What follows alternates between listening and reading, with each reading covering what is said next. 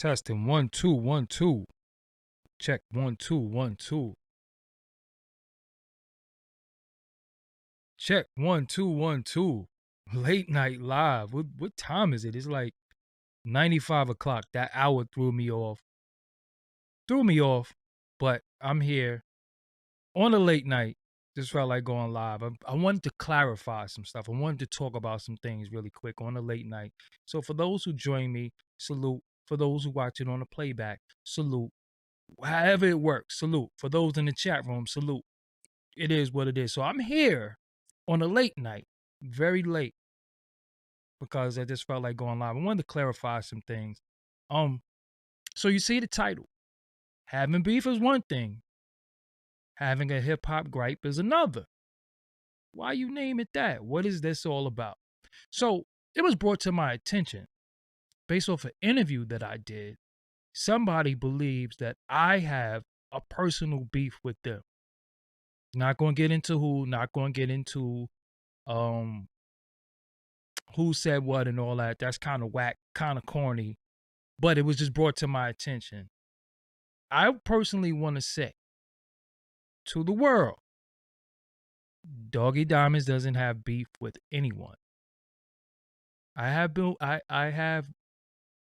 don't have beef with anybody. I don't have beef with anybody. I don't want anybody to get hurt. I don't want anybody to die. I don't want anything over this, what I say on this microphone, or even what anybody else say about me. Well, I don't care. I've been called all types of things. I've been threatened. I've been lied on.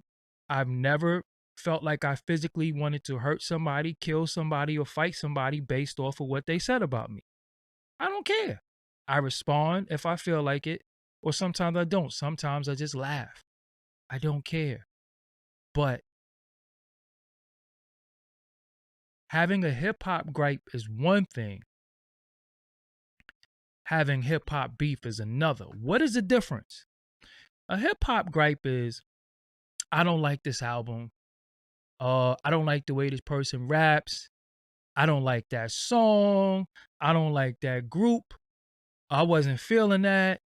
That's a hip hop gripe. But now we're in a day and time where the hip hop gripes turns into hip hop beefs, because you're not allowed to say anything about anyone. You're not allowed to say what you don't like. You're not allowed to disagree with somebody without you having to get shot or you having to shoot somebody because you don't agree with something pertaining to hip hop culture.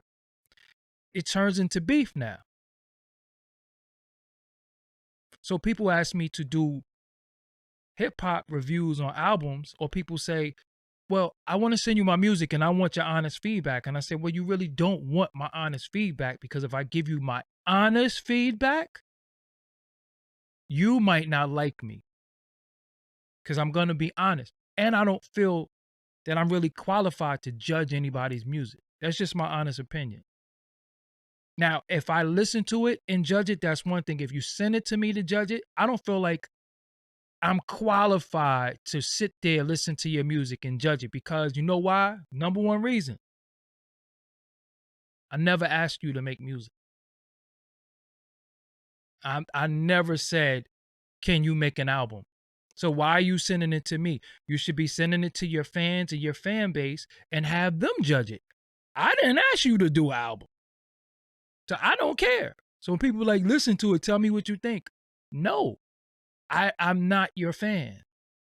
I didn't never say, yo, you nice, I think you should rap. I think when you make music, you should send the music to the people who told you that you were nice or encourage you to rap, not to complete strangers. Because when a person say they don't like you, I don't know anybody who takes criticism well. Seriously, a lot of people don't take criticism well. Why? Because this is our art. This has a lot to do with ego. It has a lot to do with your art. So when somebody say, yo, I ain't feeling it, you like, oh, you a hater. I don't know too many people that you can critique and they get better, or they take your criticism and say, yo, you know what, you right, I understand. Most people take your criticism and say you a hater and just keep doing what you criticize. So what did you need my opinion for? I don't have an opinion. Period. So that's why I don't do music reviews. Now, music that I hear, and it's people that I'm not a fan of, so I don't listen to their music because I'm just not a fan. I don't like that. Yo, you ever nah, I don't listen to them. Why? Because I don't like them. And people be surprised when I say that, but why should I listen to somebody that I don't like? But why should I have to die because I don't like a rapper? Why should I have to why should I have beef because I don't and not liking you does not mean we have beef. Not liking you has nothing to do with you as a person. I don't like your music. You might not like uh uh uh you might not like my podcast, you might not like my audio, you might not like my YouTube. That don't mean we have beef. If you publicly say, "Yo, I don't like Doggy Diamonds," okay, cool. It doesn't mean anything. That don't mean that I want to fight you. That don't mean when I see you, yo, you said you didn't like me. That don't mean that. Yo, you don't like me. That is fine. It's fine. That is a hip hop gripe. That is a gripe that you have with somebody based off of something to do with something culturally. We have a right when it comes to this culture to critique one another when it comes to the culture. Personally, that's different. Now, when it gets personal, that's when it's hip hop beef. The two people that I have on the screen in the thumbnail, that was something that was a gripe that turned into hip hop beef. Unfortunately, they're not here. Tupac is gone, Biggie is gone. Their family's still mourning. They're still making movies, documentaries about them to this day. They're both not here over what? Like, let's just really be honest. What was it really about? Wasn't about nothing. You got a lot of brothers on YouTube um that don't like each other. I guess, a lot of them is from the same gang, the same set, whatever. They don't like each other. They make videos about each other. I don't get involved in that because it's not my politics. I don't know nothing about that. That's not my lane. I have nothing to do with any of that. It ain't my thing. You got hip hop beef where dudes have come on my platform and aired their gripes and grievances that they had with people based off of them not getting paid, them being blackballed, them being not treated right in situation. That is a gripe. I haven't had anybody come on my platform say, well, when I see him, I'm going to shoot him or I'm going to kill him. You shouldn't even feel like that. You should, if somebody do something to you, you should straight up and down go the legal way, try to get you a lawyer, try to get your money. If somebody owes you something, you shouldn't say, yo, I'm killing them. You still ain't gonna get your money. You should go do things the legal way. That is a hip hop gripe. That is a gripe. There is a difference between a gripe and a beef. Beef is beef. Beef, somebody's going to get hurt. Period. Somebody's going to get hurt. Gripe is one thing. And I think we're getting a little twisted. I've never had nobody on my platform that said, yo, when I catch him, I'm going to do this, I'm going to do that. They got the right to air their grievances and their gripes. Many people who come on my platform, past and present, have been done wrong. When I interviewed Max B, and I said to him, how can this beef end between you and Jim Jones? And he said, somebody got to die. I said, you don't mean that. How could you mean that? Why would you mean that? I never was like, ooh, yo, that's crazy. No, come on, why would you say that?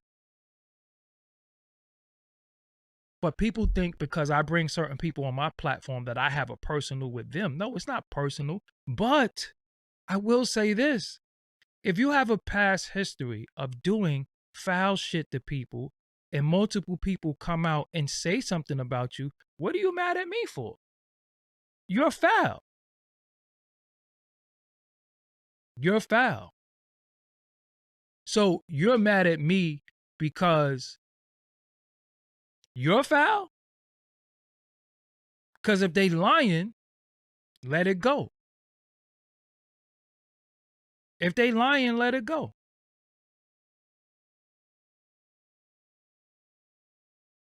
A lie could be dispelled easily, right?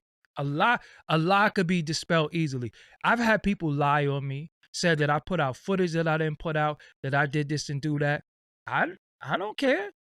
Listen, if people gonna believe or think that I'm some type of scumbag or whatever the case may be, my character and how I carried myself should prove otherwise. But if you want to believe that, then who am I to sit here and try to make you, an individual, believe something about me? And I've seen people plenty of times go on a live and say my name mad times and said he did this and just keep saying that I did the same thing over and over. I'd be like, yo, I didn't do that. But all right, that's what y'all want to believe. I don't care. Y'all not supporters of me anyway. I don't care.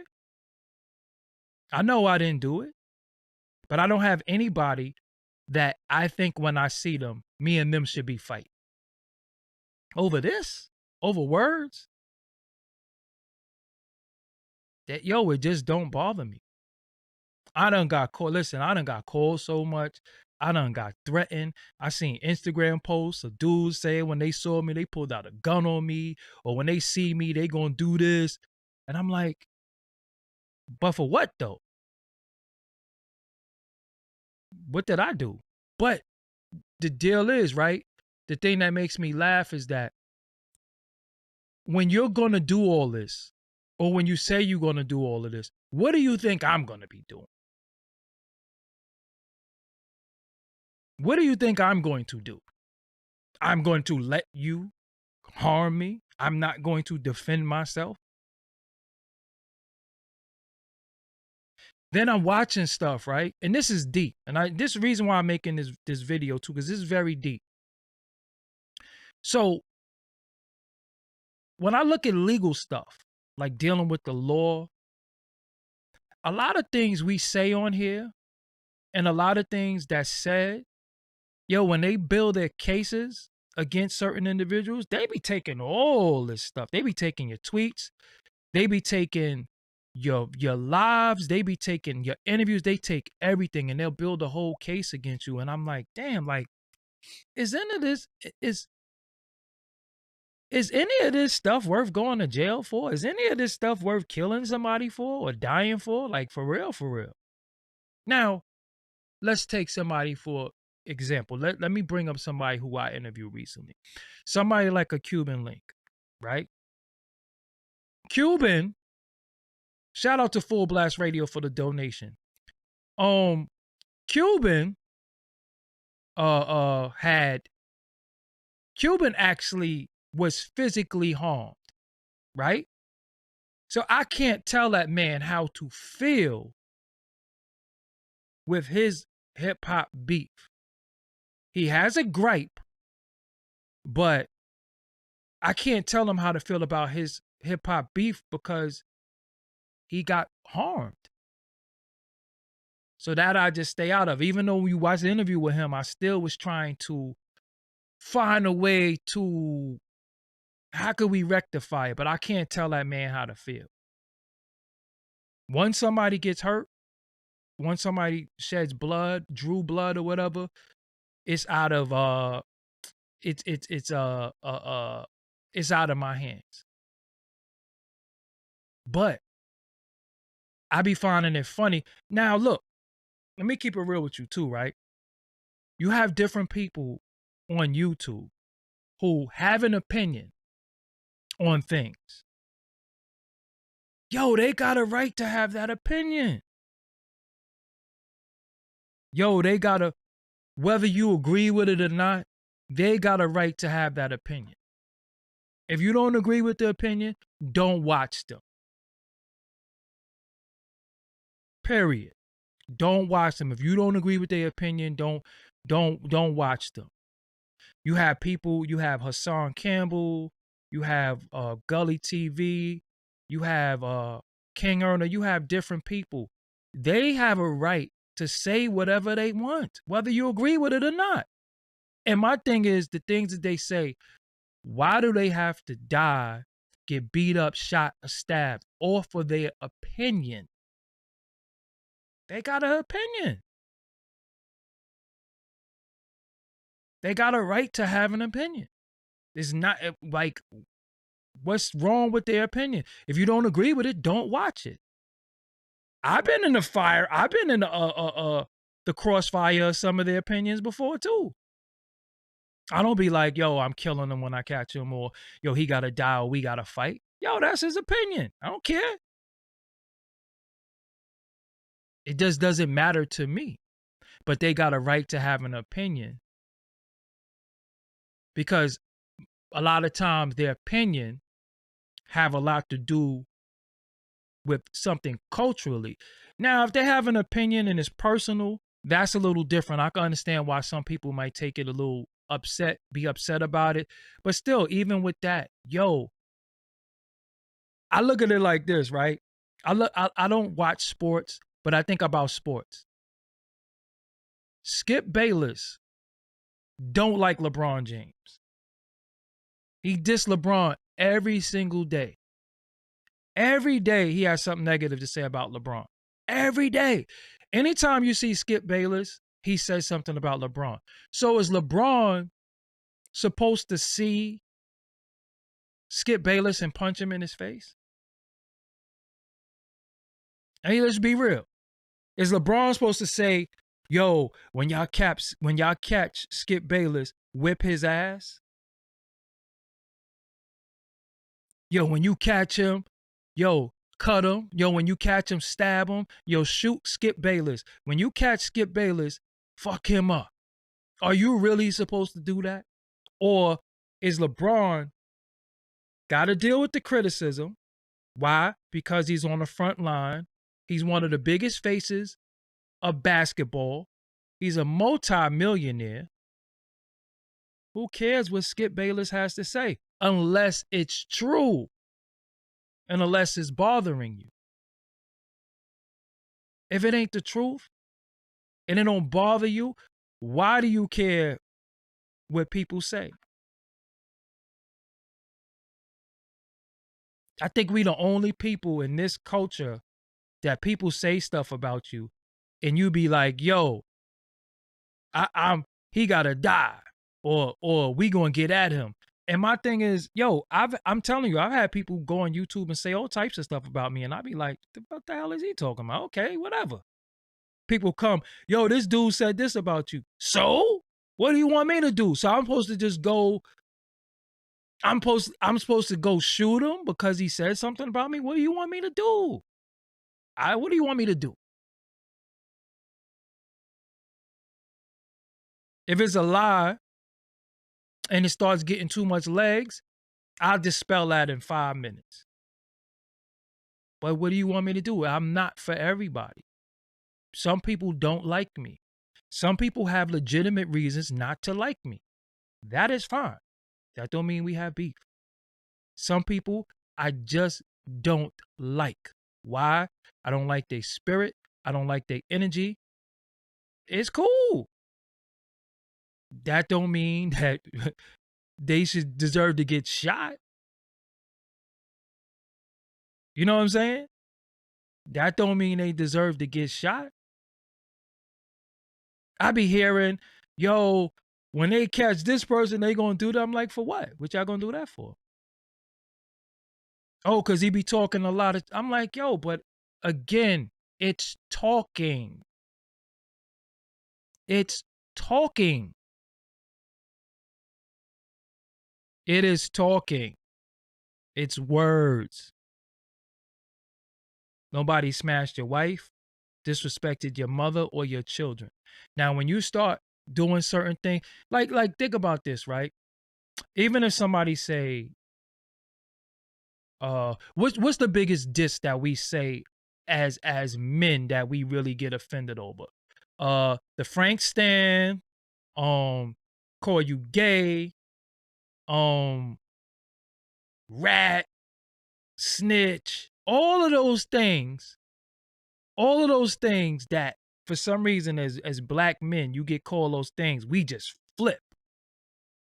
Like we just flip like what?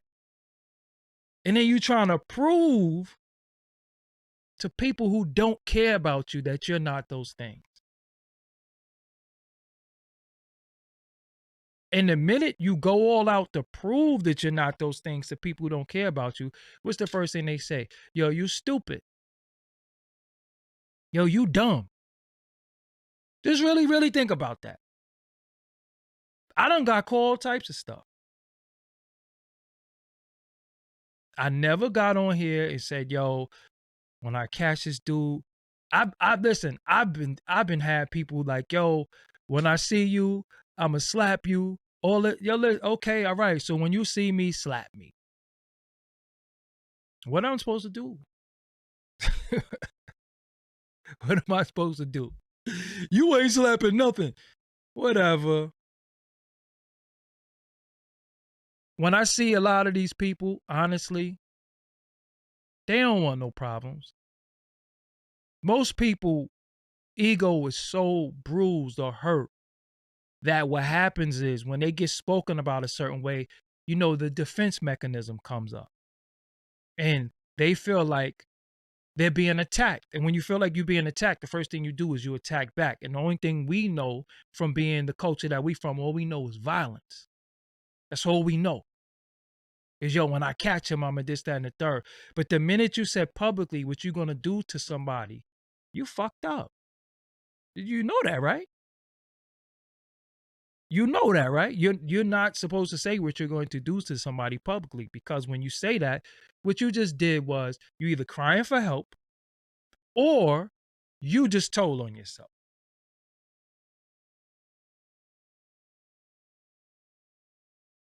That's what you just did. So when something happens, they're going to use all that against you. I'm telling you, look at some of these guys' cases that's happening right now. Look what they're using against them. Look what they're using against them. They're using what they said on this against them. I'm like, damn, I ain't going to be saying no crazy shit. And they bring that up because you can't take it back. Once you put it in the stratosphere, you can't take it back. Now, the funniest thing about me, right, is that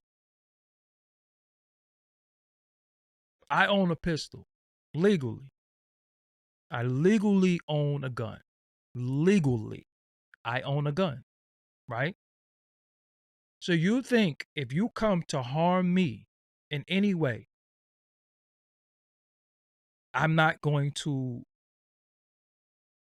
defend my life? Let's just be real. So you want to harm me or you mad at me because of what I said on here?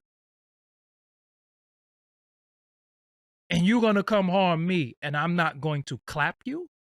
Let's just be real. I have the legal right to clap you. If I'm scared for my life, I could clap you. Seriously. I have the legal right. All I say to people is that I don't want to clap you. I don't want to be clapped, but I will. I will clap you. Seriously. But for what? Off of a hip hop opinion? I've never got on my platform and said, this person is pussy, this person, I don't do that. My talks be about the culture. I be talking about the music. Other people might come on here and have an issue with somebody. That's a hip hop gripe because it might have been bad business. Bad business don't even mean beef. You know what I'm saying? Me, even dangerous situations, I leave straight up and down. Like, yo, I'm out. Like, I'm not gonna be in no nigga shit. Like for real. Like, what I look like? First day, yo, you going somewhere? Yo, I gotta bring that thing. Yo, I don't know. I ain't going there. I do not go outside to kill or be killed. Seriously. I'm worth too much. I do too much. I mean too much to too many people. So again, when people get on the platform and they talk on their platform and they disrespect people or whatever the case may be, so what? So what? When I had the situation, well, I didn't really have a situation with Taxstone, but when me and him had our back and forth, you know how many people was hitting me up to say, yo, he said you a cop. He said you hip hop police. He said you this, that, and the third. What was I supposed to say? Shit wasn't true. It wasn't true. But for the 50 people who hit me up to say that, when he apologized for the misunderstanding, where was those 50 people that hit me up and said, yo, he apologized? I'm telling you, that's when the light bulb went off for me. I was like, yo, hold on. So they want to see the car crash, but they don't want to see you swerve. They don't want to see you get away. They want to see you. Cause they be thinking, some of us is live wires. They be thinking some of us is live wires. Everybody's not a live wire. I'm telling you. Everybody, a lot of people get on here and talk great. But when I'm outside, I'm in all 5 boroughs. When I walk around the streets, it's all love. I don't walk around with energy of, yo, y'all niggas better not look at me or y'all know what's up. Nah, it's all love. I'm walking amongst my people. I walk amongst black people every day. I go to any hood, any time. Why should I be afraid? Why should I be scared? I don't put that energy out there.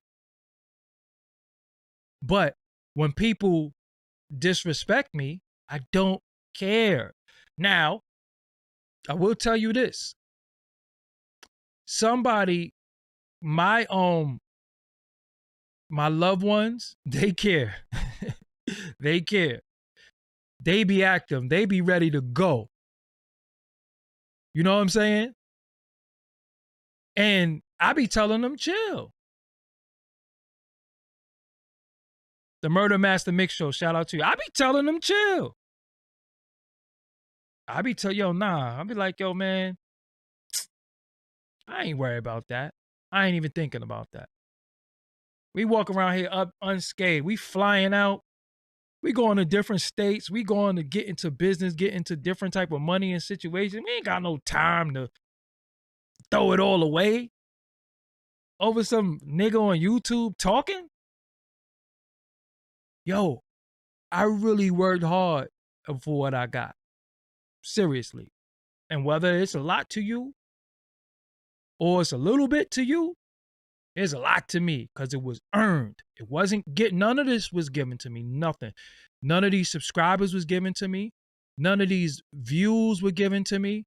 I didn't get no cakewalk. Nobody walked me through no doors. I didn't go through no funny doors. I didn't do nothing funny. Everything I earned, I straight up and down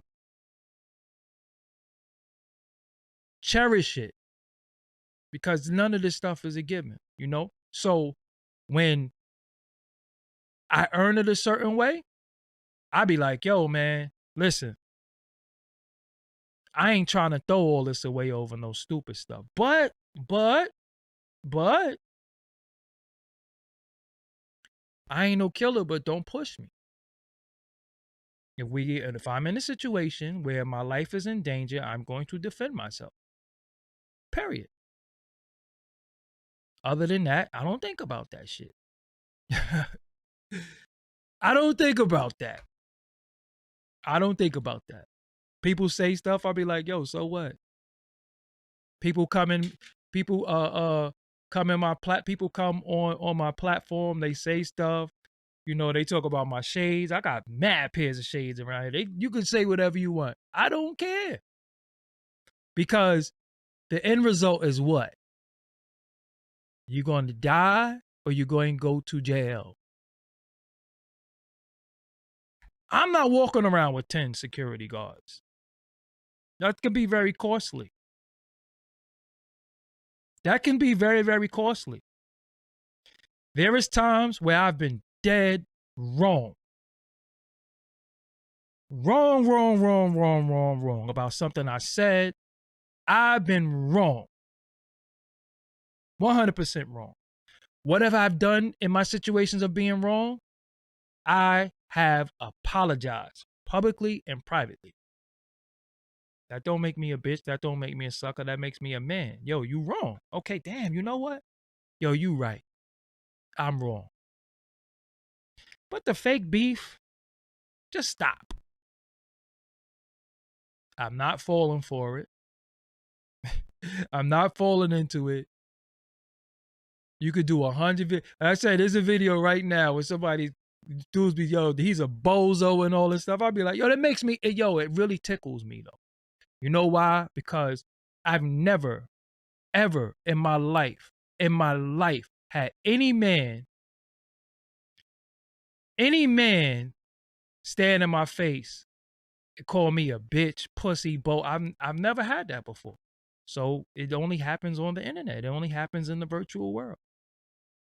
That doesn't, you don't get touched in the virtual world. I'm not hiding. I'm outside, not on some, yo, we out here. Not, I handle my business. I go to the supermarket. I take my god baby out for ice cream. I walk amongst the people. You can see me on Fulton Street, Fordham Road, Jamaica Ave. You see me all over, walking around. Only thing when I walk the streets, I don't wear shades. I only wear shades in these bright ass lights. And sometimes I just put them on.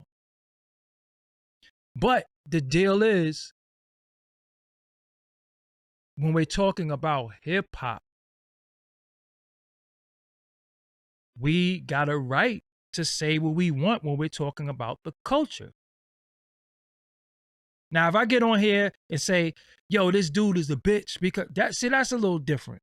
That's even though it still works, but it is a little different because you're not attacking the culture. Even if I get on here and say, yo, I don't like your podcast, or I don't like the way you do your interviews, I got a right to say that too. I have a right to say that. You know why? Because I am a part of where this culture started at. I have a right. I got a right. I have a right. I text Nori something today. Why? Because he's my brother and I care about him. Straight up. I'm not going to tell y'all what I text him, but I text him something today. An observation of mine. He said, yo, good looking. That's the type of friend that I am. That's the type of brother that I am. If I see you doing something that I don't agree with, I'll shoot you a text or I'll call you. Yo, this, that, and the third. You know what I'm saying? I'm not the type to get on here and talk shit about you when we supposed to be cool and I got your number. That's disingenuous. But it's people who come on my platform and they got a gripe. I don't have a 20-year feud with anybody, right? So I'm not going to, I mean, let's be real. It's the same. The targets are the same in hip hop because many people feel like these people have done them wrong.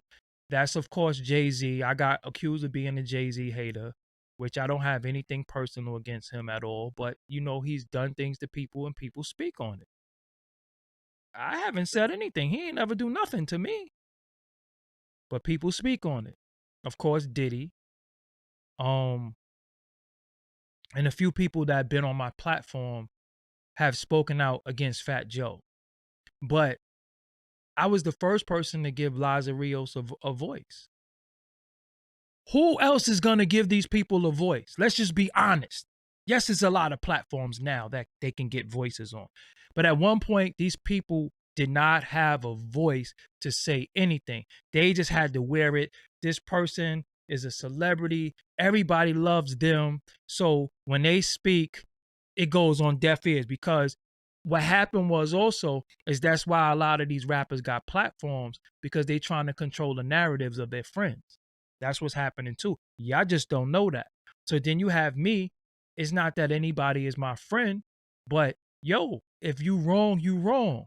And if you didn't pay somebody, or if you took somebody money, or you did some fun boy stuff, yo, why am I protecting you? Why am I protecting you? You foul. You wrong. That's just the truth. I'm not protecting no fun boys. I'm not protecting no thieves. I'm not protecting nobody who did things culturally that hurt the culture. Period. I'm not doing that. So if you don't like me, or you want to fight me because of that, hey, so be it. Straight up. Because we're talking about the culture. We're not talking about you personally. I had people who say, yo, I want to expose such and such for this, that, and the third. And I'm like, for what? Nah, I ain't got nothing to do with that. Yo, I want to go at such and such. He's a fake blood. Well, what that got to do with me? I'm not in that life. So I don't want to do that. Yo, such and such didn't write such and such. I did. Oh, really? You got paid? Nah, that didn't get paid. Let's talk about that, because I just don't like that stuff. Seriously, I do not like when people get robbed, because we always talk about what the other people do to us, but what about what we're doing to each other? And then you got these wolves in sheep clothing who's foul, but they acting like they're a freedom fighter and they want to save the culture and pervert the whole black excellence thing. Cut it out. Cut it out. That's foul. You know what I'm saying? That's foul. So I'm not saying that cause I know a lot more and see a lot more. If I was really, really like on some exposing stuff, I blow the lid off this whole operation. That's not my job. I'm not a victim. I'm not a victim. I've never been a victim. So if a person's not going to speak up for themselves, who am I? I'm not here to say, yo, I heard this. I'm not doing none of that. I know, listen, I try to help. That's why I did the show that I did, the mental abuse of being in a hip hop supergroup. I'm trying to save these niggas. And the same people that I'm trying to save them from, they go running back to them. Some people have Stockholm syndrome. Listen, let me tell you something, right? In this culture, it is men who have been treated very bad by men, right? They are gangsters. They are shooters, killers, everything. They let other men treat them bad. And they're mad, they're angry, and all a person has to do is do this, give them crumbs, and they go right back. I don't get it. I've had people plenty of times come say to me, yo, I hate this person, this, that person. Then I see them in a picture with them. I'll be like, wow. Okay, I'm glad I didn't do the interview with them. I'm glad because they hit me up. Yo, I'm ready to go in on this person. Yo, I'm gonna give you the word. And then I see them with them. And I'd be like, wow, what what just happened? But I don't take phone calls. I don't save screenshots. I don't put up screenshots. I don't take phone calls.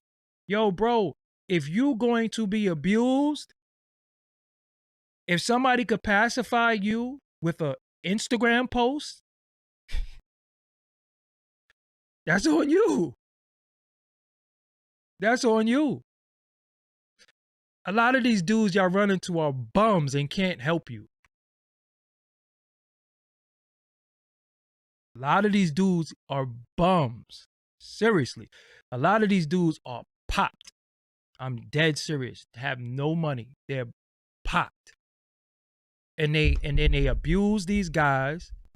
I'm talking about grown ass men. And they tell me stuff on a sidebar, and then I see you with them, and I be like, huh? I don't say nothing. I don't say nothing. It ain't my place. If you're a woman and you tell me a man cheat on you, he did this or that, and he beat you, and then I see you posting pictures about my hubby and all that stuff, I'm gonna be like, well, I guess she like getting her ass whipped. So if you a man and you say, yo, this dude robbed me, this dude didn't give me this dude didn't give me that, or did it, and then I see you with them, you like it. Nobody could pacify me. Can't pacify me. Can't pacify me with an Instagram post. You can't pacify me with a shout out, a tweet. I be seeing dudes that got done so dirty by people, and people be all in their comments, and they be like, "Yeah, that's right, bro." Well, let's just get this straight.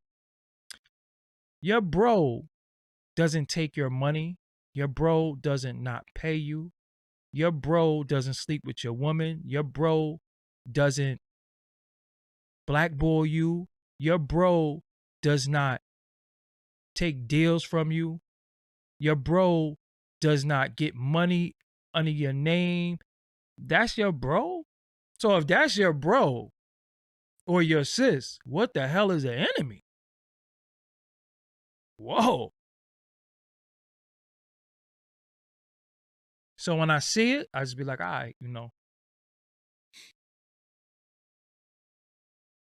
I don't want nothing that I'm not entitled to. And if I feel like I'm entitled to something, we gonna have that written in the beginning.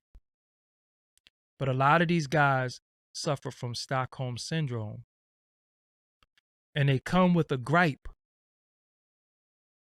but they really don't got a gripe. They really just want to be back with the people that they mad at, and then they blame me. They blame me and say, well, he asked the questions. And so you trying to tell people that we didn't have a conversation prior to, this is what they be doing, right? And I'm gonna be real with you. You ask anybody who do interviews. You ask anybody who do interviews. Most of the time when you do an interview, the interview is based off a prior conversation that you had with this individual, and they say is things that they want to talk about. And I always ask people, is there anything you want to stay away from?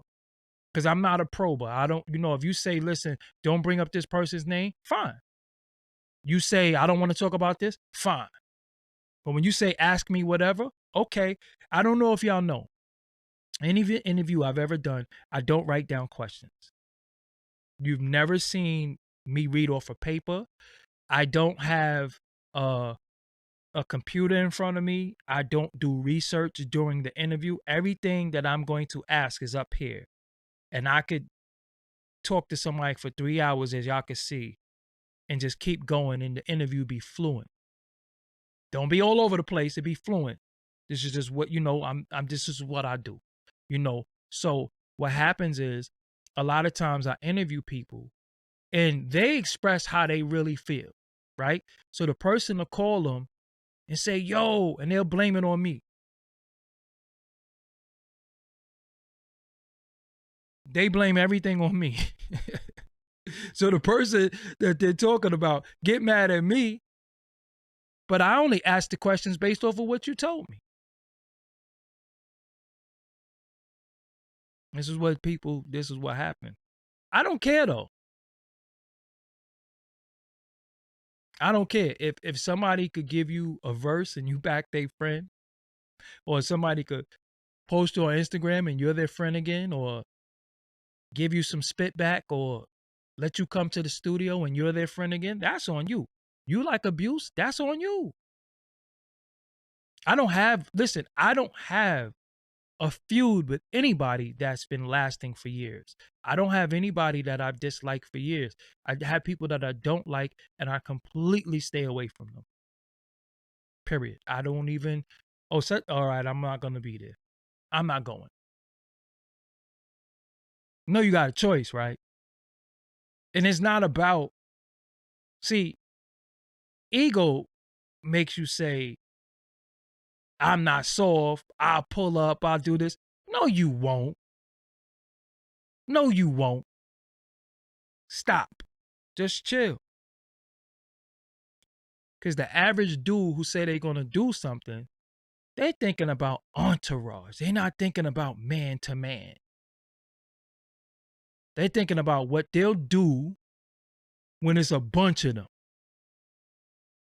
They ain't think about what they're going to do as a man, because you know when you say stuff about people, right? If they catch you and it's you and your baby, they don't have to give you a pass, right? You do know that, right?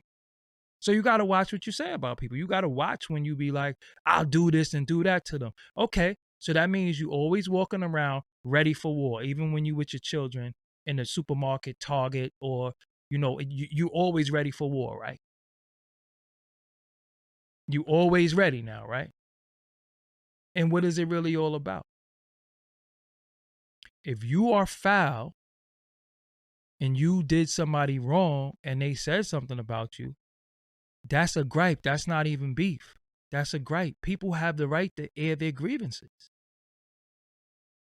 Some people just be like, yo, I just want my money. I don't even want no problem. But why, if somebody come on a platform and say you you owe them money and all that, why they gotta get fucked up?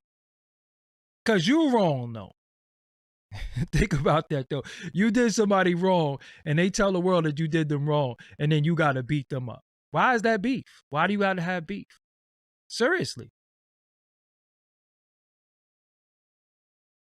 Shout out to Chandra Falmar. You've been showing a lot of love. No, for real though. Why is that beef? Beef is, you think about um King Von dead. That's just like hip hop beef that just, it started with gripes and grievances and it just went too far. The young bros in Chicago. That's not even hip, that's some street stuff. Like what is, like, you know, somebody pass away and you say you smoking on them? Yo, that's never going to end. And then everybody sit around and watch it. And then people die, and people start getting tattoos and rest in peace shirts and all that. But if you say something foul about somebody, what you think is going to happen? You know, me, I ain't going to be no hypocrite. I ain't going to be no hypocrite. I don't attack the dead. But if you ask me about somebody who's dead and I don't rock with them, I ain't going to act like, I was cool with them. I'm just going to be real with y'all. Like, if somebody passed away who was my enemy in life, when they die, I ain't going to act like, yeah, It's all up. No, no, no, no. It's not that I disliked them, but I didn't like them when they were alive. So why should I be compassionate that they're no longer here? I don't have to talk bad about them. But if you ask me, I'm not going to be like, oh, that was my man, that was my homeboy. I mean, it just is what it is. Like, I didn't rock with them. Nah, we ain't gonna we ain't gonna sit here and act like it was all love. And I think some people, it just is what it is. But I don't attack anybody. I don't sit here and have people, like, a lot of times, right? People, and this is one thing that I'm gonna stop. People keep asking me every time I do an interview with somebody. They always ask me, about Vlad. I get asked that a lot. Yo, what about? And I'm like, well, what do you want me to say about him at this point? And no matter what I say about him, it's people that love him. It's people who love him, who worship him. But he don't live in my brain. I don't wake up in cold sweats thinking about him. When I saw him, me and him had words as men in each other's face. I kind of left it right there. I just so happened to tell the story of what happened, but I don't even dislike him. When I said what I said, we had the opportunity. If it was like that, we had the opportunity as men to do whatever. That didn't happen. So why go talk about what could happen after it didn't happen? That's kind of corny to me. You know what I'm saying? I've been telling people about certain people, but look, the end result is the end result. Don't come to me now like, yo, you was right. But even when people saying to me you was right, it's still people who's defending him. What am I supposed to say? You know what I'm saying?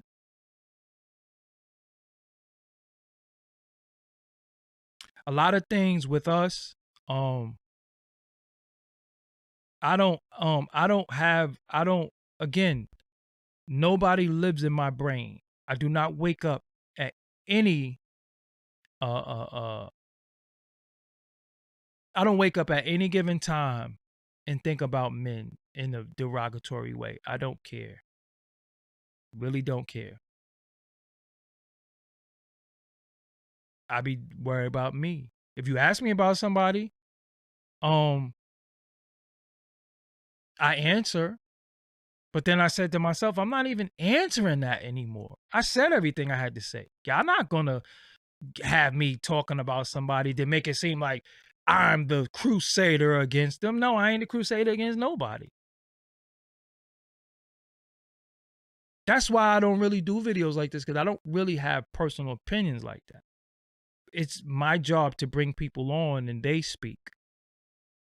But I've never really brought anybody on that was saying when they see somebody they're gonna kill them, or that's beef. No, that's beef. That's beef. Prodigy wrote a book once. It just so happened, it just so happened that everybody who Prodigy had in his book, I interviewed them. At this particular time when Prodigy wrote his book, there wasn't really too many platforms where people would go out on the street and interview people. So I interviewed Capone, I interviewed Mike DeLorean, I interviewed Cadillac Ty, and Merce at the time. So it seemed like I had something personal against Prodigy, but I didn't. What happened was this book was very impactful on the culture. It was very, very impactful. He had the floor. So who else was supposed to interview these people? They called me. So I did it. You know what I'm saying? I did it. Prodigy probably. Oh, I interviewed Ferg Brim too. But even in the Ferg Brim interview, what people don't understand is that was sanctioned by Havoc. I just never really spoke about that. But it always looks like I sought out. I sought people out.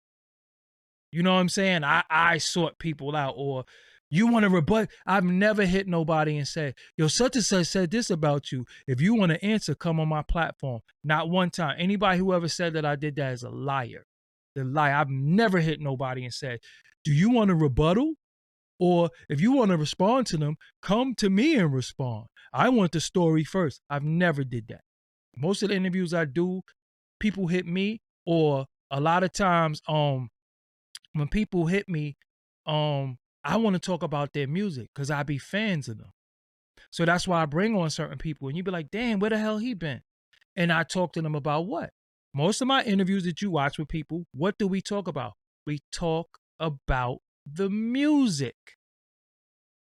It always go back to the music. They might have a gripe with somebody. They might talk about it, but you're not here on my platform because you got a gripe with somebody. You're here because of the music. When I interviewed J.O. Felony was putting out 2 albums, right? Hip hop is so sensationalized, right? That if you talk about your albums, nobody really cares. That's the messed up part. That's why I had Cuban Link do what? Send me some music. Out of everything he said, yo, send me some music. Right or wrong. Send me some music. What I did, I played his song at the end. I since muted it because some people try to claim my video or whatever. The Cuban Link, let me tell y'all something too. Hold on, let me show y'all something too. I want to show y'all something just so y'all understand what's going on. Let me get to something really quick. I just want to show y'all something. I don't have to, but I just want to show you something really, really quick. So when people be like, yo, you doing stuff for views or you doing stuff for the money, let me show you something.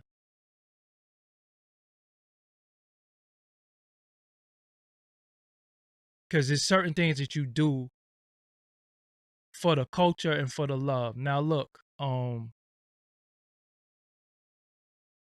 me show y'all something. Okay. So I'm gonna share my screen really quick. I'll share screen. So if you look at this right now, the mental abuse thing, not monetized, right? I just did that. That's not monetized.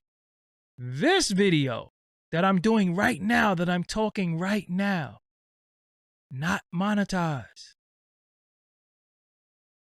Cuban Link video, not monetized. They're not monetized. Some, a lot of the other videos are. Oh, some rappers are rich but refuse to leave the streets.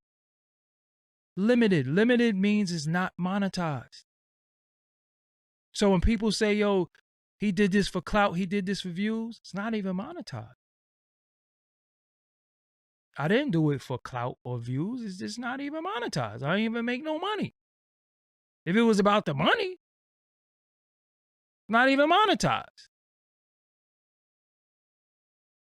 I did it because people deserve to be heard. I don't make a dollar. Not a damn dollar. This video right now. I'm talking right now. I'm not making nothing. You see that. It's not monetized. The last video that I did talking about rappers, it's not monetized. It happened. Not the end of the world.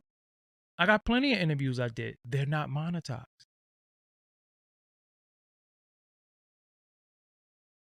You know? Everything don't get monetized right after. I did the Cuban Link a week ago. It's not monetized. I put in for monetization, they denied it. I could show, hold on, just for clarity. I like to do stuff for clarity. Because, again, one thing about me, I'm not a liar. I have no reason to lie. Look, let me show you something. Ad suitability. Ad suitability confirmed by review. This video has been confirmed by manual review as not suitable for most advertisers. It remains fully playable and is eligible to earn subscription revenue from YouTube Premium. How many people got YouTube Premium? Yeah, I don't get nothing for that. It's not the end of the world. Cuban still had the right to tell his story. Cuban still uh put his he still was able to play it. I played his song in there. It's not monetized. Still a legendary interview. Still was dope to me.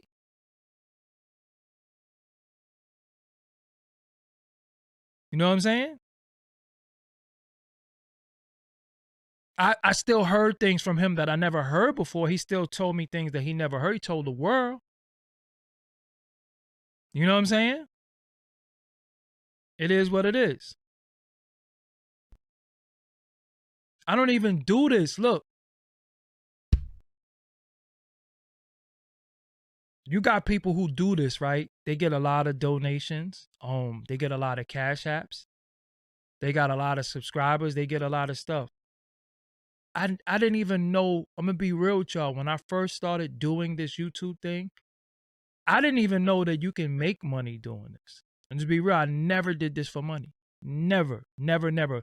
It was a point in time where you had to have at least 200,000 views on a video before they offer you monetization on that particular video. Now they offer you monetization on your channel, but it used to have a certain amount of views, and then they will offer you monetization on that one video. So it was some people like myself at one point that had a YouTube channel and would make like $30 a month. Dead serious. $30. That's why a lot of guys have their content on Patreon, and they know because YouTube be playing games. You know what I'm saying? I never did this for money. I just wanted the stories to get out. I didn't know that you can make a whole bunch of money off of YouTube. I didn't know that. I found out in the past couple of years that you can make money. But if YouTube shadow bans your channel because you put out certain information, they start playing with your numbers and your views and all that, they can do that to you and there's nothing you can do about it. And I know that for a fact. A fact, a fact, a fact. But there's no complaining. You just got to just keep it moving. You got to keep working. That's why I be going live every night. That's why I do, because you have to, fight through these things. You got to, I'm not going to throw in the towel. I ain't come this far to throw in the towel. I still love what I do. So hey, whatever they throw at me, we going to keep going. That's it. We don't come this far to quit. We don't come this far to fuck it up. We don't come this far to throw it away. We just keep moving. We can't go through something, we go around it. But regardless to what, we still gonna do what we want to do. But again, there's people who could sit on here. You see them. I be seeing people get like $3,000. I never told y'all if you don't donate, I'm not coming on here. I never told y'all if y'all don't hit the like button, I'm stopping. I don't do stuff like that. I just come on here and I just do my content. You know what I'm saying? I just do my content. If you hit the like button, you do. If you don't, you don't. I'm still gonna do my content. Of course, I would like people to hit the like. Of course, I would like for people to donate. But if they don't, what am I supposed to do? I still have to do my content. Seriously. Still got to do my content. This is what I do. And I'm not here to knock anybody else for what they do. Whatever somebody else do, you watch it or you don't. But all these individuals on YouTube who's doing their thing, I'm starting to like, okay, the industry hates certain dudes for speaking their piece, and they got like bags on their head, and all the time, like, for what? For what? All right, look. If somebody said something about a rapper or whatever the case may be, let's not talking about another rapper. I'm talking about somebody that has a YouTube platform. If somebody says something about a rapper, artist, singer, dancer, whatever, and 150,000 people watched it, what you getting mad at them for saying it? 150,000 people watched it, so obviously people wanted to hear it or they believe it. You can't get mad at the person. Me, I always be mad at the people. I never get mad at people for doing stuff. I be like, yo, okay. So if I think this individual is a clown and y'all watching a clown, I be like, yo, y'all clowns too. See, for me, I don't blame the clown for being a clown. I blame the audience, because if there's no audience, the clown won't exist. But everybody's not a clown, though. Some people have the right to say what they want, even if I don't agree with it. Honestly, even if I don't agree with it. But I'm hearing a certain rappers talk about, yo, when they catch this person, they gonna do this, and I'm like, yo, for what? For what? So I had an issue. Well, I didn't have an issue. It was something posted. I hate that word posted, but it was something on Forbes DVD before that Warren G didn't agree with. And yeah, monetization and donations is two separate things. Honestly, see, even when you donate through here, YouTube takes some of that money. So that's why a lot of people put up their Cash App. Because when you put up the Cash App, it goes directly to the person. Even when you do the Patreon, it goes directly to the person. When you donate through the channel, YouTube takes some of that. But I remember Warren G had a gripe with something. He was mad as hell. And everything that used to be posted on Forbes, they used to get mad at me. And I'd be like, oh, I co-own the site. But I never was like, oh, it wasn't me. That's one of the posters, or blame Rec. No, if you mad at me, then whatever. Because I co-own the site, so I have to take some of the blame too. But I never was like, that wasn't me, that was Rec. Or that was one of the people who post, because I don't know if it was Rec. I don't know who did it. I don't even know what's going on. But I used to get attacked all the time.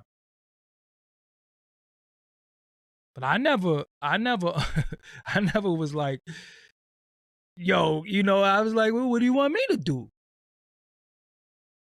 But other people was allowed to put up whatever they wanted. TMZ, look, TMZ does whatever they want, right? But as soon as somebody see them TMZ cameras, they run to TMZ. My Cash App is $Doggie Diamonds. Yo, when they see TMZ, they run to the cameras. Even a site like World Star used to post people getting their ass beat, all types of stuff. They used to post all types of stuff, but people would be like, yo, I'm on World Star. I thought you hated them. Oh. You only hate them when there's something negative about you, but if your video was up there, it's cool. Now, I used to personally made sure people video was up there. They still was mad at me. They still was like, fuck that nigga. So I stopped caring. You know what I'm saying? I stopped caring. Like, yo, man, I don't got no friends anyway. None of these niggas is my friend. So the funniest thing, right? If I knew reggae artists, I would interview. If you know any reggae artists that should be interviewed, hit them up and tell them to come on my platform. Tell them to reach out to me. I would love to interview any reggae artist. I miss reggae music. My favorite reggae artist is Supercat. But that's another story. But I will say this though, right? We're in a business where people want to tell you people want to tell you what you can't do but they don't want to help you do what you do. So they don't, my thing is, if I ain't feeding you, I can't tell you how to eat. Seriously. That's just my thing. If I'm not feeding you, how could I tell you how to eat? You got women that's on the platforms right now, busting it open, they getting bread. Although I don't agree with it, but if this is a capitalist society and people buy into that getting the bag thing, then when you chase the bag, see, because this is the deal, right? You're not supposed to chase anything. Yo, Louis Rankin, I was actually in the studio when he made Typewriter. That's a whole nother story. Listen, when anything you chase, I don't chase anything. Let me be real with you. I don't chase anything. I never chase fame. I never chase fortune. For me, I always manifest and attract things. Certain things I don't want to attract. Certain things I don't want to attract, so I stay away from that. But I don't chase anything. So many people say, yeah, I'm chasing that bag. So when you chasing the bag, any bag that's thrown your way, no matter what you got to do to get it, you might chase it. But I attract certain things because certain things I don't want what comes with that. So I'm not going to chase it. That's a lot of times putting the cart before the horse. I'm into attraction. You know what I'm saying? If you, it's almost like chasing a woman who's not attracted to you. She could treat you how she want to. She's not interested in you. But if it's an attraction, you don't have to chase her. You know what I'm saying? So a lot of times people are like, yo, I'm chasing this. I'm like, well, you go ahead. Shit, they got cartoons that's been around before we were born about people chasing. Yo, Wile E. Coyote has never caught the Roadrunner. He's been chasing them forever. He got bombs. He got traps. He got everything. He never catch him. I did a show on that, All Money Ain't Good. Everything I'm saying I done spoke about before. But again, because I don't sensationalize certain things, sometimes it falls on deaf ears. But what I do like is that I have a core of people who listen to me, and I'm okay with that. I'm not trying to have the ears of everybody, because some of the things I say is not for everybody to understand. Unfortunately, it's not for everybody to understand, because I feel like you have to have a certain level of intelligence to understand certain people, because I don't talk like an imbecile. I barely even curse. So a lot of times when people don't understand you, they'll be like, oh, he's all over the place, or he's crying, he's complaining and all that. And a lot of times I don't even be crying and complaining. I'm actually a very happy person. Like, even if you look at my last live, at the end I start clowning and having fun, because that's what I do. That's what I do most of the day.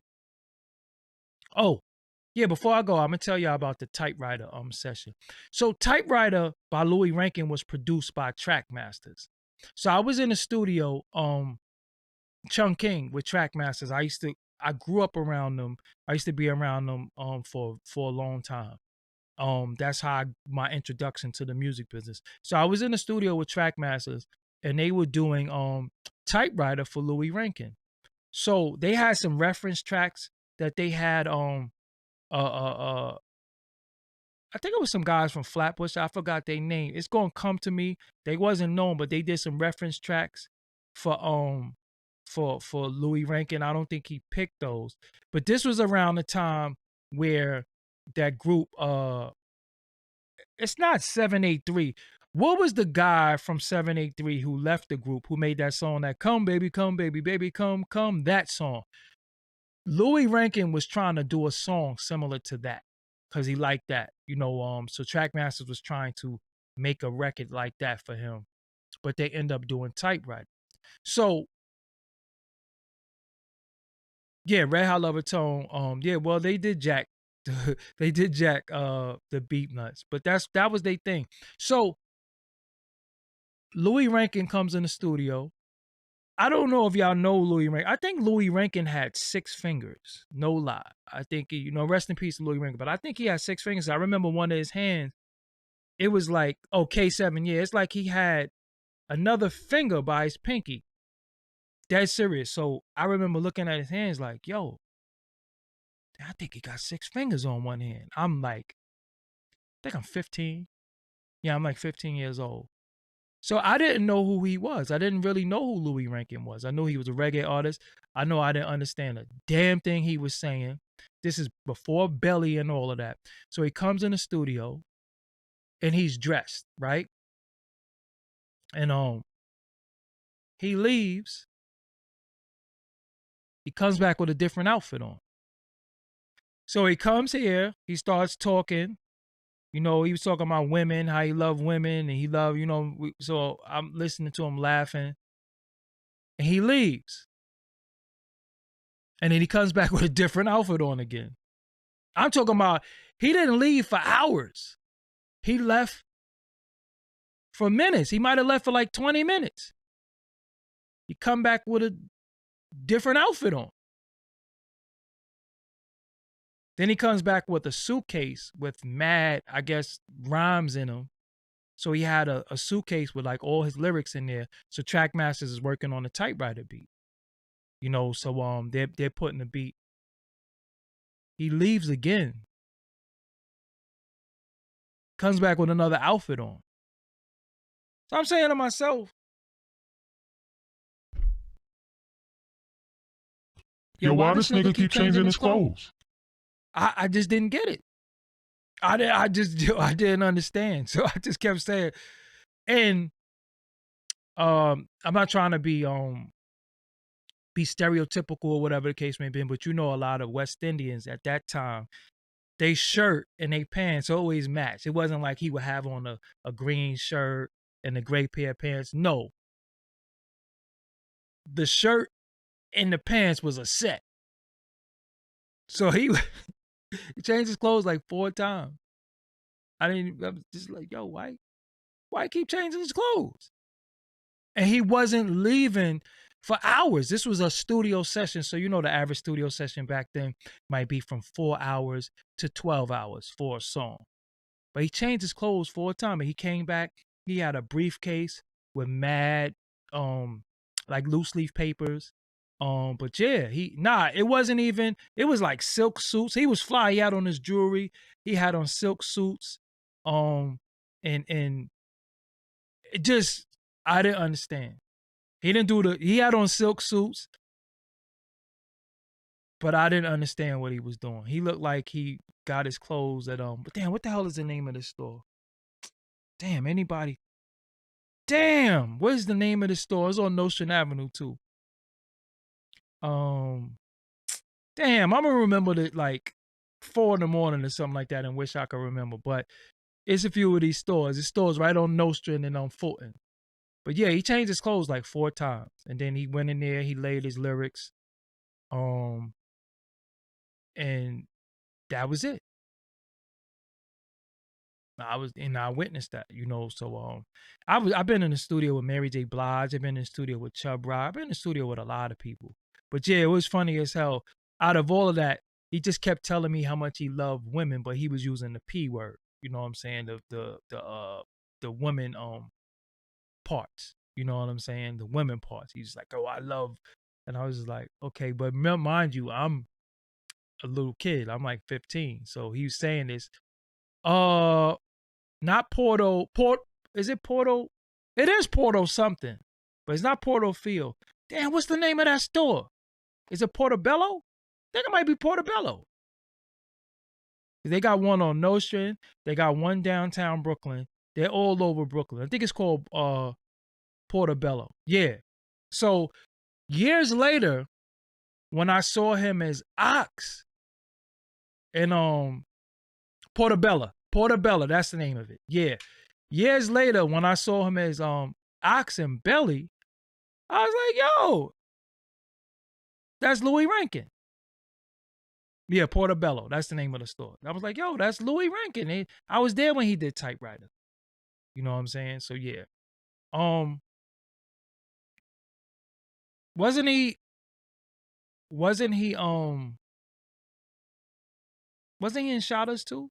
Biggs, you going too far? But he was that. He was in there too, right? He was in Shotters. Yeah. So yeah. So I was there for that. I saw that studio session. But yeah, just kept changing his clothes. And I look, and he didn't even keep the. You know them. They was wearing shoes too. So he changed his whole outfit, his shoes, and everything. I'm just like, and he kept coming back with different jewelry on too. I'm dead serious. I was just like, yo, why you keep changing his clothes? You know what I'm saying? So he just kept changing his clothes, come back with different jewelry on, and I was like,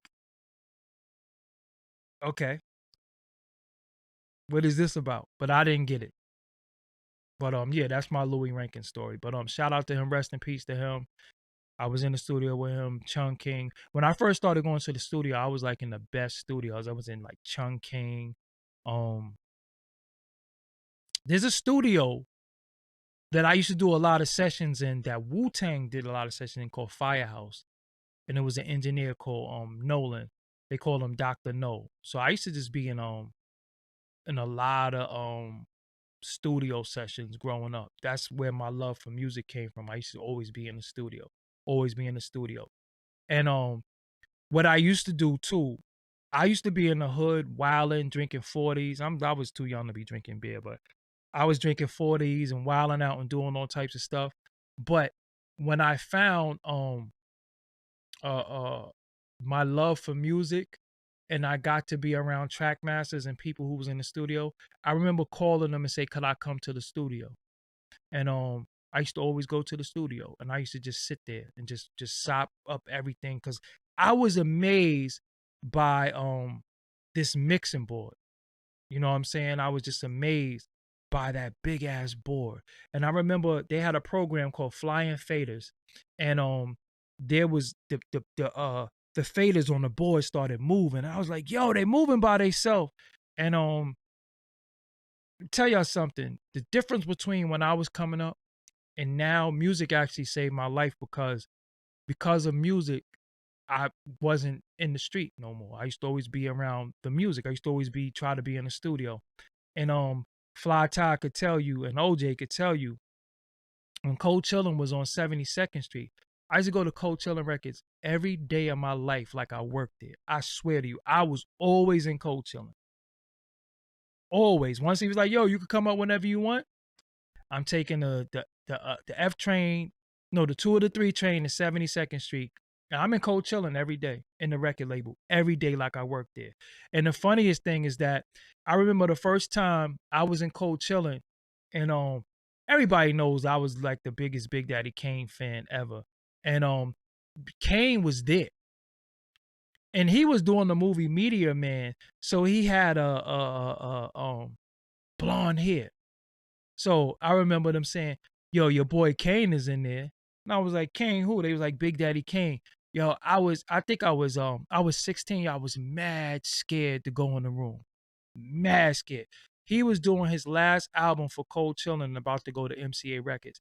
I remember being mad scared. They was like, yo, go in there. And I was like, yo, I can't go in there. I can't go. I don't know what to say. I was scared. Like, cause like growing up, like Big Daddy Kane, especially being from Brooklyn, you had people from Brooklyn that we idolized. It's like Kane, Mike Tyson, that's, when we think of Brooklyn, these are the people we think about. So I went in there. He had this blonde ass hair. I didn't know he was doing Meteor Man. So I went in, I'm like, yo, why this nigga got blonde hair? Yeah, I swear to you, I was like, this nigga got blonde hair, man. So I ain't, blonde hair at one point with some fun boy stuff. So I was like, nah, man, Kane got blonde hair. And I remember when I went in there, this was after he did the Madonna thing, he did the book, he was in Playgirl and all types of stuff like that. So I was like, man, I remember being young saying, man, they got the Kane, man. Kane ain't the same no more. And I didn't know he was doing media, man. And I remember asking, yo, why he got blonde hair? They was like, yo, he's doing a movie. And I'm like, yo, but what type of movie he doing? He got to have blonde hair. I didn't get it. And then being young, no matter how much they explained it to me, I was like, man, Big Daddy Kane got blonde hair, man. So then when I saw the movie, I was like, oh, I get it. But I think at this particular time, musically, he was past what I liked about his music. It wasn't the same music no more because Kane was ahead of his time. Kane was trying to cross over without selling out, but he wanted to make different type of music. Kane would be considered to like what Drake is now and certain people. That's what Kane foresaw himself being back then. But I remember being mad as hell. I remember meeting G-Rap, Granddaddy IU, Biz, Shan, um, the X Clan. I used to just be, but I grew up. Who I used to be around a lot growing up was the Bush Babies. Mr. Man Khalil was like me and him was like real good friends. And the youngsters, especially Karan. That's why me and Karan is the way we are today. Because I used to always be, I used to be around them a lot growing up. You know, we used to always bump into each other like it. And Do It All from Lords of the Underground. He used to call this is prior to beepers and cell phones. Do It All used to call my crib and be like, yo, I got a show in New York coming. I used to get on the train, go to Club 2000 and go to be like, because back then you used to have to be on the guest list. So I used to be like, yo, this is Dog from the Little Bastards. I'm on the guest list. And then there was some dude running around impersonating me too back in the days. And I remember dudes used to be like, yo, I seen your man here. He was in here earlier. I'm like, my man who? And I forgot dude name. If I ever see dude, I remember his face. I forgot his name, but because we didn't go out much. I was too young to go out. I wasn't supposed to be in clubs. You know what I'm saying? And I remember him using our name like he was in the stuff. But I remember when I first met Father MC. I remember when I first met Mary J. Blige. I remember meeting everybody. And I was never starstruck ever. The only person that had me starstruck was Big Daddy Kane. Because I was such a like, yo, that's Kane. Easy Mo B used to be at his crib all the time. Watched him make a lot of your favorite hip hop beats. Biggie grew up, Lil' Kim. Um, Biggie had a presence about him though. I can't explain it. That he had a presence about him that was very intimidating. So I know why a lot of other artists loved him. He had a presence about him that was intimidating because of his arrogance and his skill. Yeah, it was something about his arrogance or his skill that was very intimidating. So I remember when I used to play beats for him, I used to be like, yo, he ain't going like this. He ain't going like this. And I remember being a little intimidated, like, yo, man, what I'm gonna play for him, what I'm gonna play for him. So I was surprised when he picks some music from me before. Sean Price, rest in peace, my bro, used to always be at my crib too. I first I think Sean Price told this story before when I first I ain't gonna tell the story. I ain't gonna tell that story. But yeah, Sean Price used to always be at my crib, and I remember I wanted Sean Price to rhyme to this beat that I had so bad, man. I was like, yo, man, this is it. If you rhyme to this, and he was like, yo, I can't rhyme to that beat. I was like, why? He's like, because it sound too clean. And if I rhyme to that, my fans might not understand. And that's when I realized that he had a fan base because at this time he wasn't Sean Price yet, he was Ruck. And I remember just trying to get him to rhyme to this beat. I was like, yo, man, if you rhyme to this, it'll, but he was like, I can't because the beat is too clean. And I didn't understand what he was saying, but sonically, it was too clean. Not that it wasn't, because I did it on the SP200 950, but sonically, it sounded too clean and it didn't. But I think if he had to rock that beat, it would have been fire. And when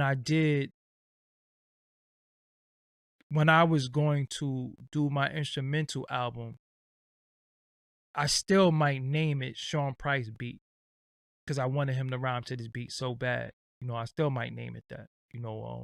I asked the family for permission because I don't want to, step out of bounds. But I wanted to name it Sean Price beat because I really wanted him to rhyme to this beat. But he's like, because even his man was like, yo, nah, it's fire, yo. But he was like, yo, I can't. It's too clean. You know what I'm saying? He liked the beat, but it was too clean.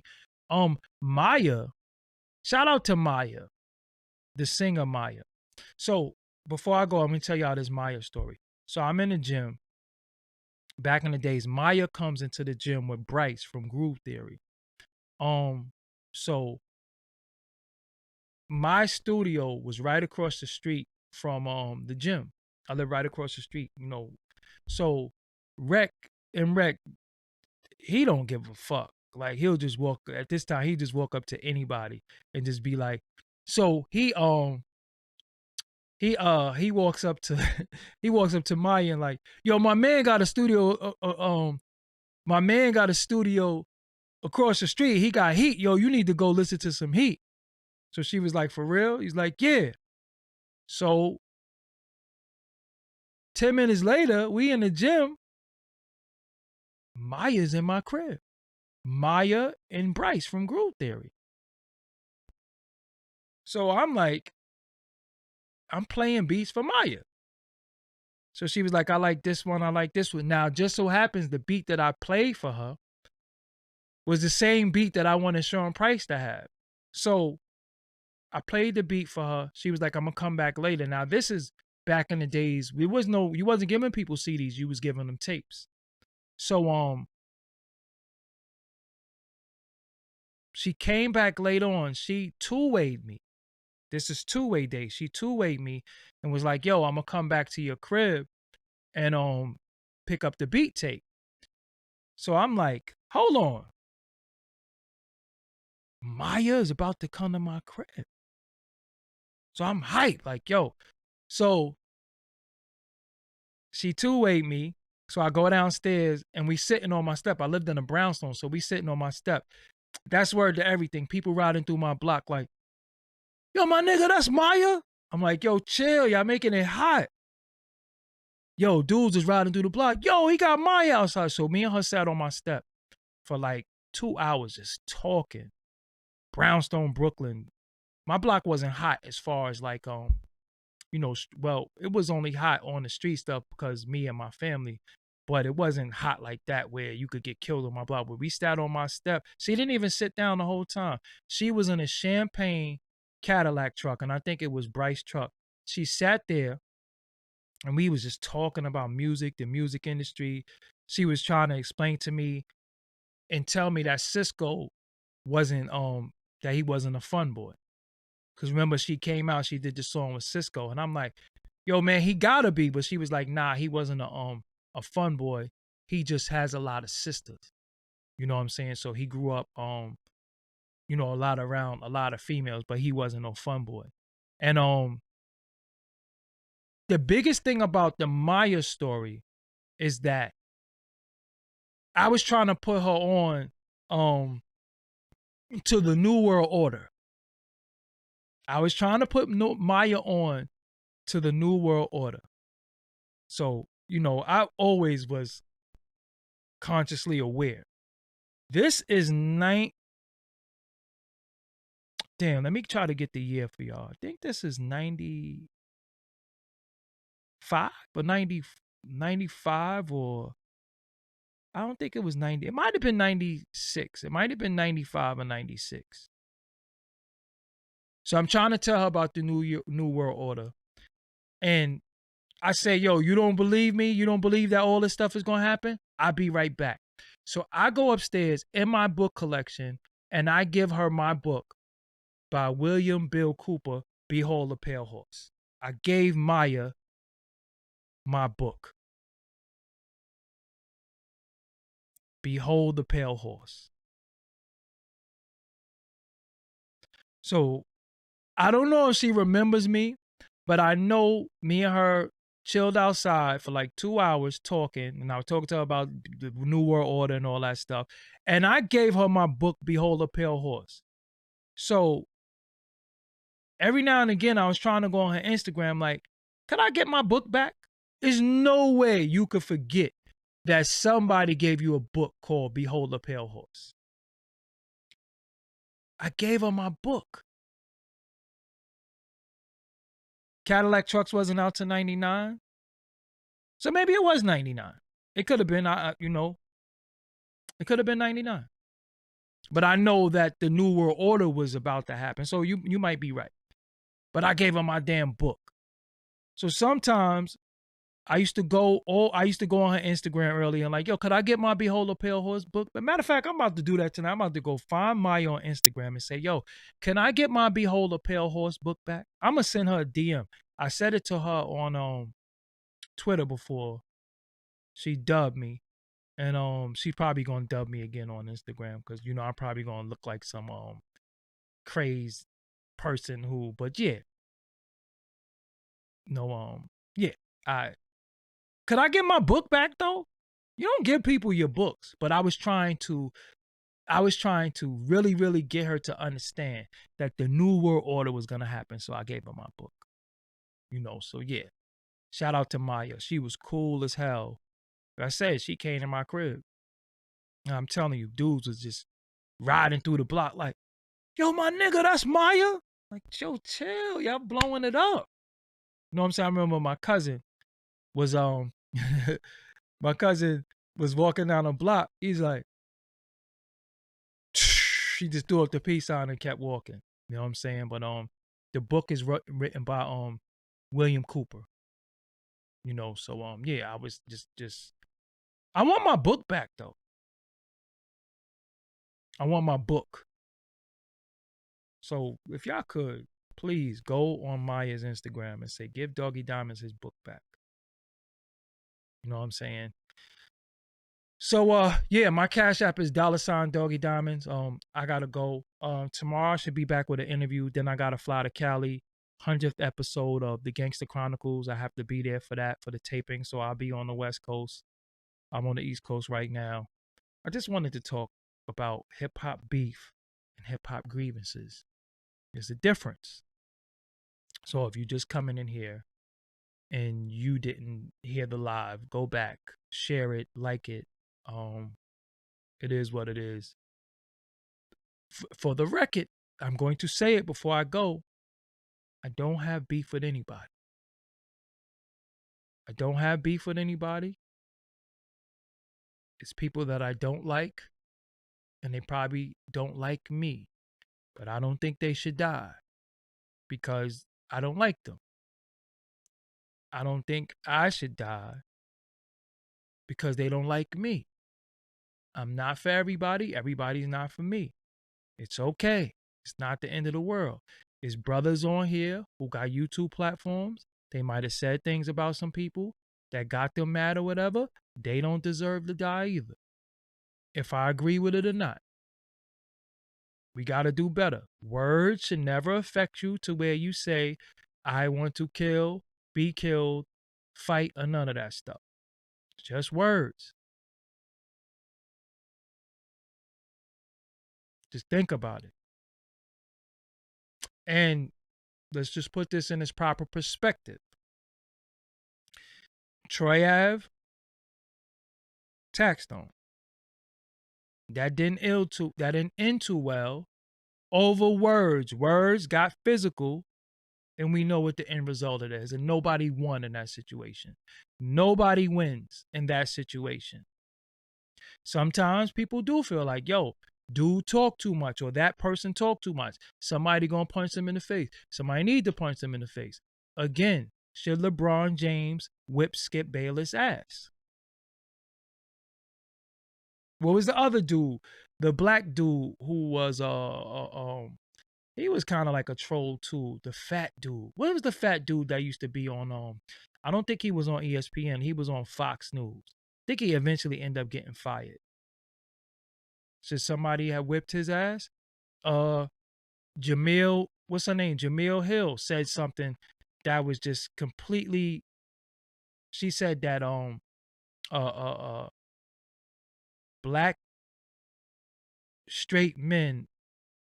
She said something like that black straight men are the something, I don't know, it was something about black straight men are the oppressors of something like that. And I was like, what is she talking about? Should she had got smacked? Should she? Jason Whitlock, thank you. Roz Ass Radio. Yeah, Jason Whitlock. Somebody had ran down on Jason Whitlock and beat him up? No, fuck him. Now I ain't gonna lie, when Rush Limbaugh kicked the bucket, I wasn't like, you know what I'm saying? I ain't going. I wasn't like, R.I.P. I wasn't like R.I.P. to Rush Limbaugh. But yeah,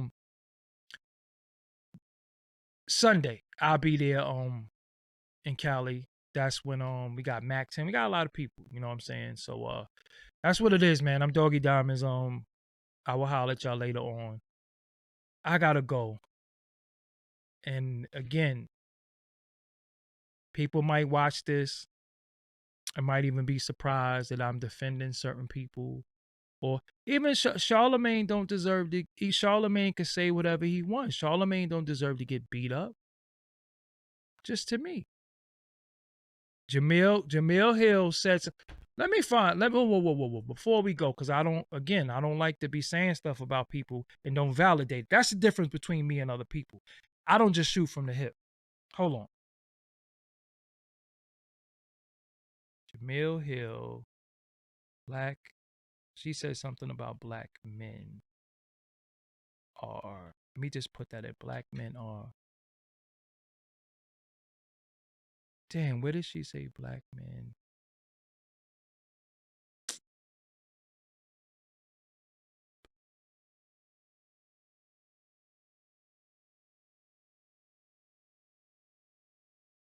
Let me find it, y'all. Hold on one second.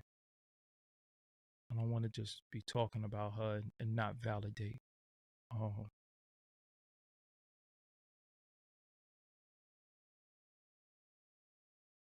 I can't. Damn. She said something about black men are the straight. Are the straight.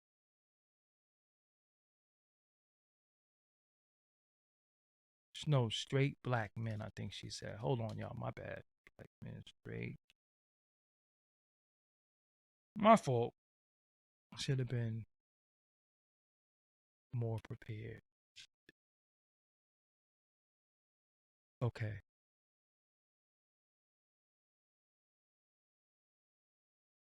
A look back.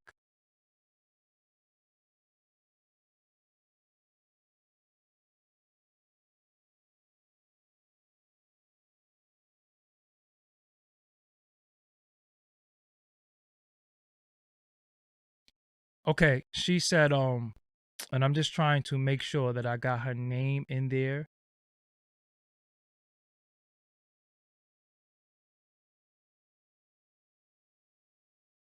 I'm trying to get the exact tweet. So oh, Jamil Hill retweeted it. Okay. So let me show y'all. Share my screen. It says straight black men are the white people of black people. And Jamil Hill retweeted it. Some heat from very smart brothers. And this is where it comes from. It comes from the root. So this individual wrote this: straight black men are the white people of black people. And you can see that she retweeted it. So yeah, I don't